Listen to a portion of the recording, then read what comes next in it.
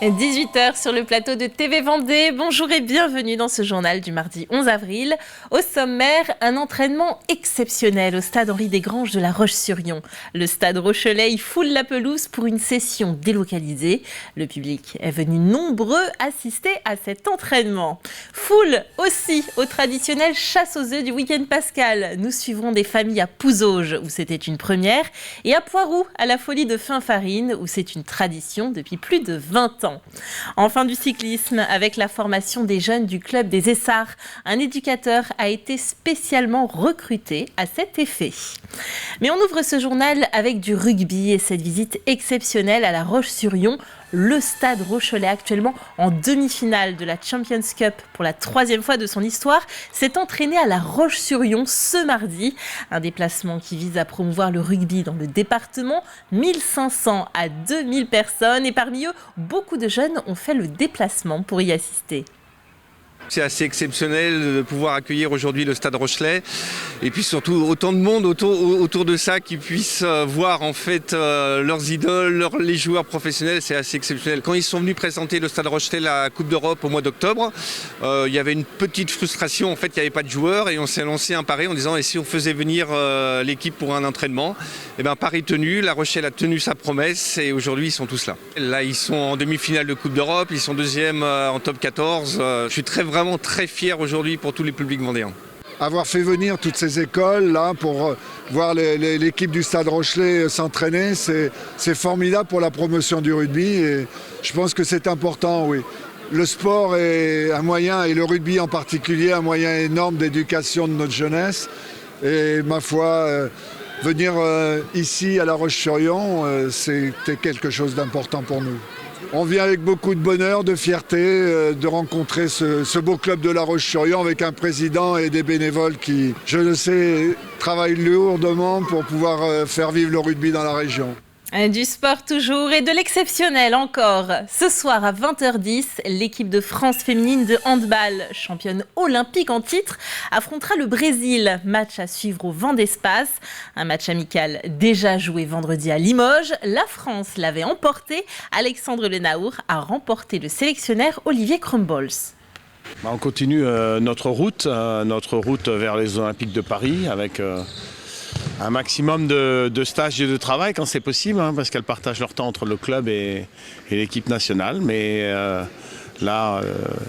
effectivement, on va rejouer le Brésil. On a changé pas mal de choses dans le jeu suite à notre échec au championnat d'Europe en novembre. Et on a de nouvelles situations en attaque. On n'est pas encore tout à fait prêt, mais ça progresse d'entraînement en entraînement. Et on veut aussi s'appuyer sur nos gros points forts, qui sont la défense, la contre-attaque, la montée de balle. En tout cas, on travaille avec beaucoup d'applications. On est très heureux d'être là.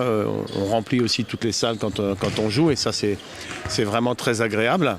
C'est une salle magnifique. Elle est chaleureuse, avec les sièges en bois, ça rapporte un plus. Et non, c'est vraiment une salle extraordinaire et on aime beaucoup ce système des arènes avec du public tout autour. On attend le public avec impatience et j'espère qu'il y aura autant d'ambiance que ce qu'il y avait à Limoges vendredi soir. L'entretien exclusif est à regarder en intégralité dans 85 chronos. Ce sera juste après ce journal.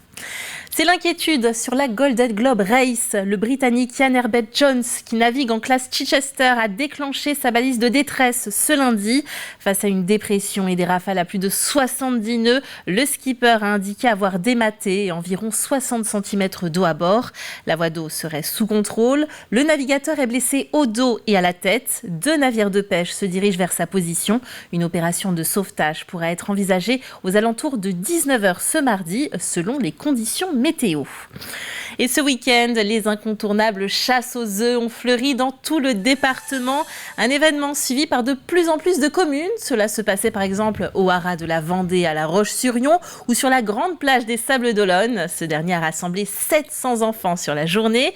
À Pouzauges, il s'agissait d'une première pour le Pouzauges Vendée Handball et l'Union sportive du Haut-Bocage. C'est en revanche une véritable tradition pour le parc La Folie de Finfarine. Nous étions présents sur ces 2 chasses aux œufs très différentes.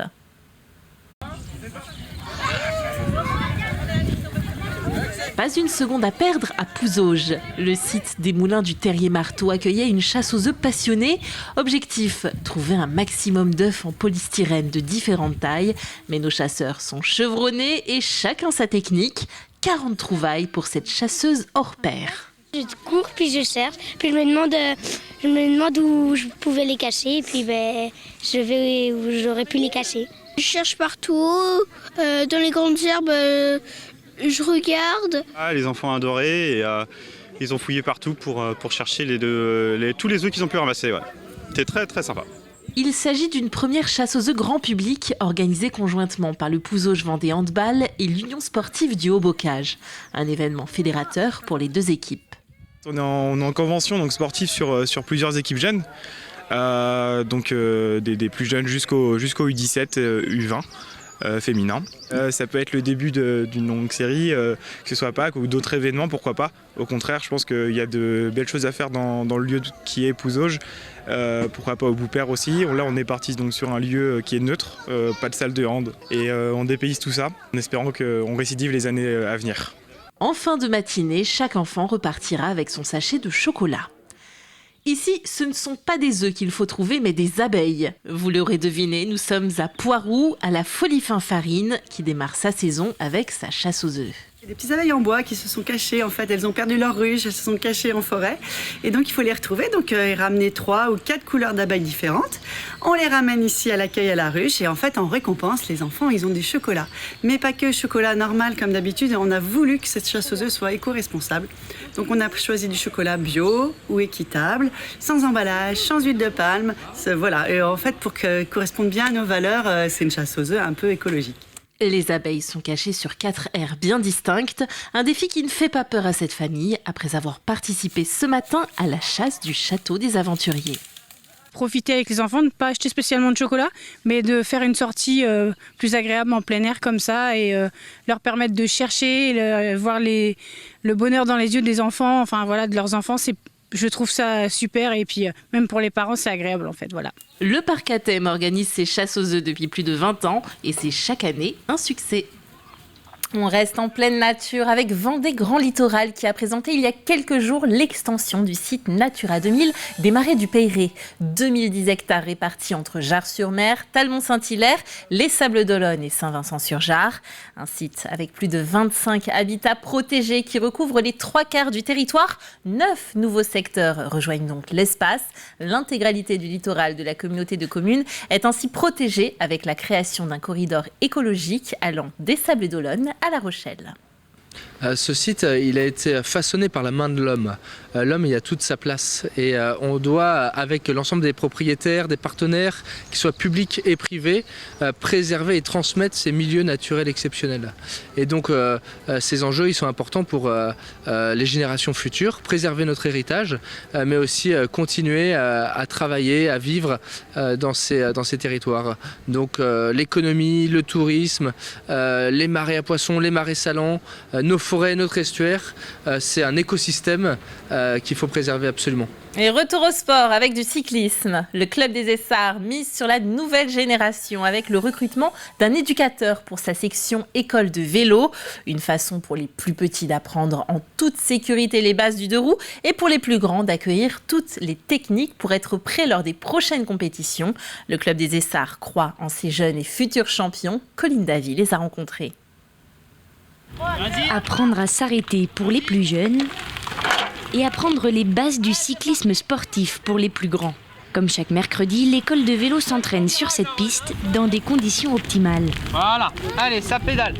Je peux travailler un peu tous les aspects du cyclisme, que ce soit la maniabilité, l'agilité sur le vélo, et puis tous les aspects qui sont savoir rouler en groupe, savoir gérer un petit peu ses allures, savoir gérer ses changements de vitesse et son freinage, passer ses relais, tous les aspects qu'on peut retrouver quand on roule sur la route. Le but étant pas de faire gagner tout le monde, le but est vraiment d'apprendre aux enfants les rudiments du cyclisme pour que si dans les années futures, ils évoluent, ils progressent et puis qu'ils deviennent des champions, ils aient déjà ces notions-là en particulier. Des méthodes appréciées des jeunes, auparavant encadrées par des bénévoles, ils peuvent depuis l'an dernier compter sur les conseils d'un professionnel. Franchement, ça se passe bien, parce qu'il est quand même jeune, alors on s'entend bien avec lui. Qu'est-ce qui change ? Déjà le niveau, et puis l'envie de s'entraîner, quoi. Le vélo club Essartais mise sur ces jeunes et ça fonctionne. La section école de vélo est passée d'une douzaine de coureurs l'an dernier à 17 aujourd'hui. Côté sportif, 4 cyclistes sont aujourd'hui au CREF, le centre régional de sport-études, et l'équipe a raflé les trophées la saison dernière. On en voit tous les bénéfices puisque l'année dernière, le club est devenu champion régional pour la première fois de son histoire. Il a quand même 40 ans d'existence. Et on a réalisé aussi le doublé, parce qu'on est devenu champion départemental à Chaland, en Vendée. Donc voilà, c'était quelque chose de formidable et les parents et le club étaient très, très heureux de ces 2 titres. Le club espère cette année encore faire la course en tête et remporter ces mêmes compétitions. Mais pour connaître le résultat, il faudra attendre le 28 mai. On termine avec les images des finales du 50e tournoi du mondial de Montaigu. C'était hier. Alors pour le Challenge Club masculin, les Belges d'Anderlecht s'imposent devant l'Olympique lyonnais et le Stade rennais. Pour le Challenge Nation masculin, les Anglais remportent la coupe au tir au but devant le Japon. L'équipe de France, elle, arrive en 3e position. On fait un peu mieux chez les filles, avec sur le podium dans l'ordre États-Unis, France et Japon. Voilà pour les résultats. C'est la fin de cette édition. Merci de l'avoir suivi avec nous. Le retour de l'actualité, c'est comme toujours, vous le savez, dans votre matinale demain à partir de 7h. D'ici là, passez une très belle soirée sur TV Vendée et à bientôt.